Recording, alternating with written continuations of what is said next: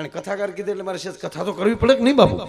મારા સન્માનમાં કથાકાર બોલ્યા એ કે આજ હમણાં આટલા દિવસે કથાકાર બોલું છું તમને કહેવાય ગયું તો ચાલો હું ઘડીક કથા વાંચું. વિષમપાએ એમ કરી બોલ્યા સુનો જન્મે જઈ રાઈ વિસ્તારી તુજને સબ એ છોકરાઓ વશમાં બોલો મા બાપ. આવું બધું આવતો પેલા કથામાં.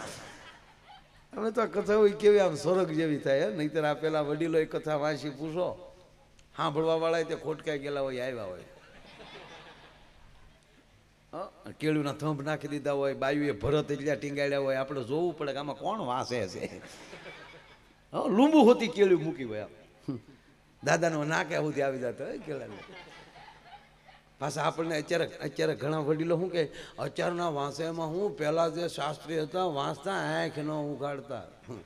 પણ કોની હામી ડોહા ઉઘાડે?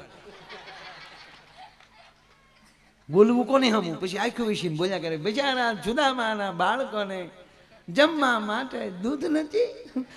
તો ભાભલા શું કે નહીં હોય નાખો નાખો મોટી મોટી માંડવી નાખો નાખો.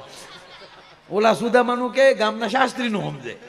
હવે આવી તાણીઓમાં કથાઓ કરી હતી સાહેબ.